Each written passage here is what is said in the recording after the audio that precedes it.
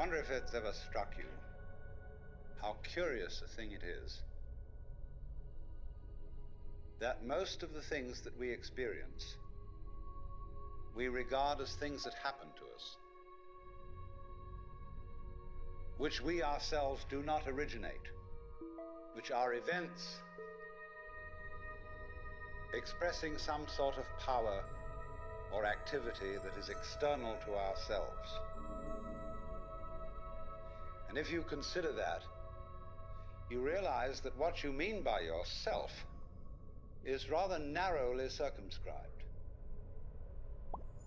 Even events that go on in our own bodies are put in the category of things that happen to us in the same way as things that go on in the world outside our skins. If there's a thunderstorm or an earthquake, well, it happens to you. You're not responsible for it. But so in the same way, when you have hiccups, you didn't plan on it. If you have belly rumbles, you had no intention of doing it. And as to the catastrophic act of getting born, well, you had nothing to do with that. And you can spend all your life blaming your parents for putting you in the situation in which you find yourself. And this way of looking at the world in this sort of passive mood as something that happens to you goes right down to our general feeling about life. It goes down to the way in which we have been accustomed to look at human existence as a precarious event in a cosmos that, on the whole, is depicted as being completely unsympathetic and alien to our existence.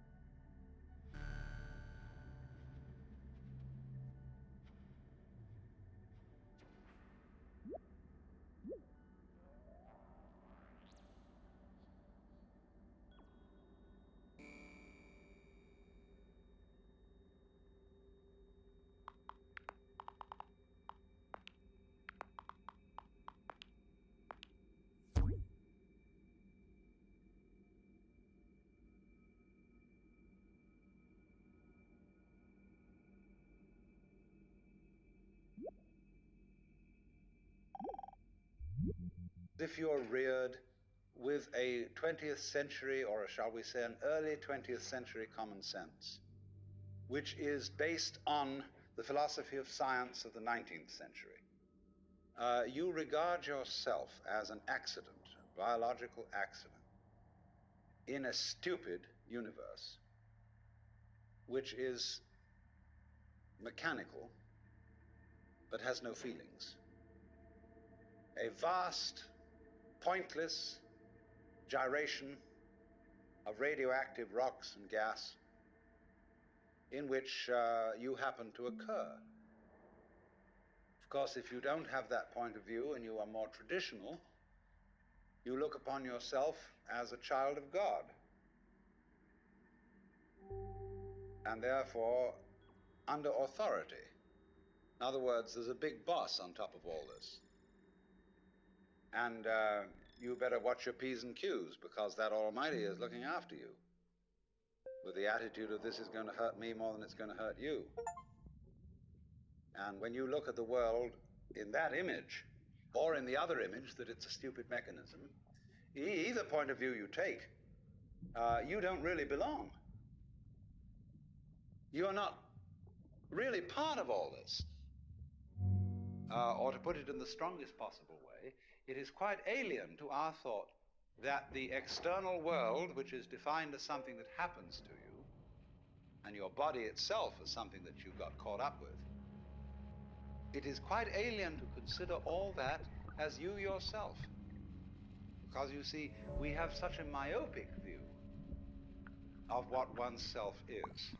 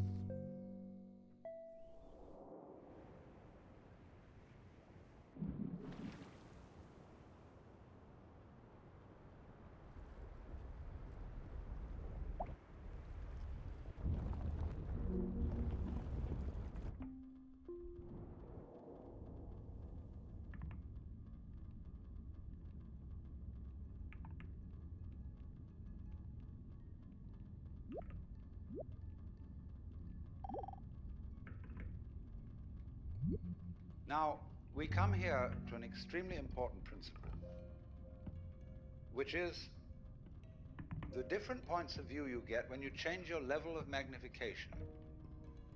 That is to say, you can look at something with a microscope and see it a certain way. You can look at it with the naked eye and see it in a certain way. You look at it with a telescope and you see it in another way. Now, which level of magnification is the correct one? Well, obviously, they're all correct. They're just different points of view. When we examine our bloodstreams under a microscope, we see there's one hell of a fight going on. All sorts of microorganisms are chewing each other up. And if we got overly fascinated with our view of our own bloodstreams in the microscope, we should start taking sides, which would be fatal, because the health of our organism depends on the continuance of this battle. What is, in other words, conflict at one level of magnification is harmony at a higher level.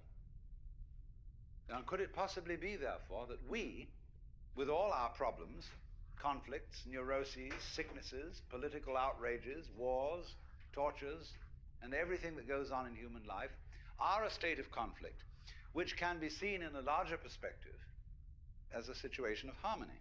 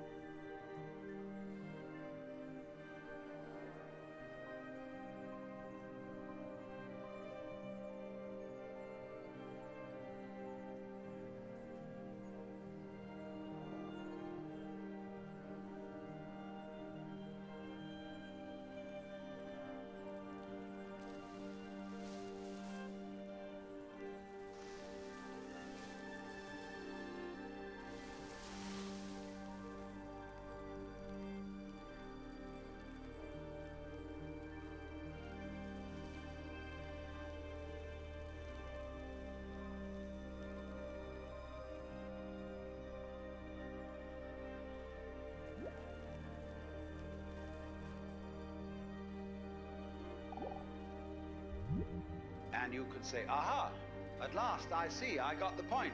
I've seen how all this makes sense. But what this insight depended upon was your overcoming the illusion that space separates things. That is to say, the space, the interval between your body and mine. The interval created by birth at one end and death at the other. And then after somebody's death, then somebody else's birth. These are events with intervals between them. And normally we regard these intervals in time and these intervals in space as having no importance, no function. We tend to see the universe itself as really consisting in all the stars and galaxies. That's what it is, that's what we notice. But the space in which all this happens is sort of written off as something that isn't really there. But what one has to realize is that the space is an essential function of the things in the space. After all, you can't have separate stars unless there is a space around them. Eliminate the space and you will see you couldn't have this phenomenon at all. And vice versa. You couldn't have the space. They wouldn't be there in any sense whatsoever if there weren't the bodies in it. So the bodies in the space and the space are two aspects of a single continuum. They're related together in exactly the same way as a back and a front. And you just don't get one without the other.